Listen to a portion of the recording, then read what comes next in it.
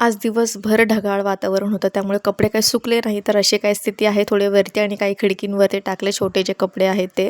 आणि आज दिवसभर इतका पाऊस नव्हता, पण वातावरण तेवढं ढगाळ होतं. हा शाळेतून आलाय, त्याची बॅग ठेवली आणि कपडे चेंज केले आणि हा असा त्यांच्या कामामध्ये लुडबुड करतोय.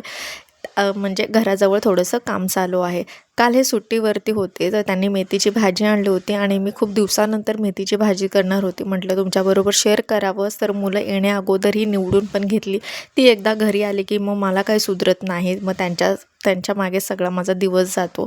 मग थोडीशी तुरीची डाळ मी भिजत टाकली, एक 15-20 मिनटं भिजत टाकले की इनफ आहे. मग तेल टाकलं मी एक 1.5 चम्मच असे आणि त्याच्यामध्ये ना मिरची आणि आलं थोडंसं मीठ टाकून कुटून घेतलं. मग ते टाकलं थोडंसं लाल होईपर्यंत, त्यामध्ये मेथीची भाजी टाकली आणि जे भिजवलेली तुरीची डाळ आहे ती टाकली. मी अशी सिंपल पद्धतीने करते, म्हणजे आमच्या घरातच अशा पद्धतीने करतात. मग दोन्ही पण छान मिक्स करून घेतली. 5 मिनटं ती वाफेवरती शिजवली.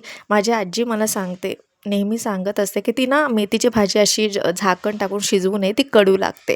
पण ती वाफेवरती शिजवावी लागते, मग ती डाळ छान शिजते. आणि मला थोडी कच्ची पक्कीच डाळ आवडते त्यामध्ये. तर अशा प्रकारे मी माझी अशी भाजी केली होती. सो भेटूया पुढच्या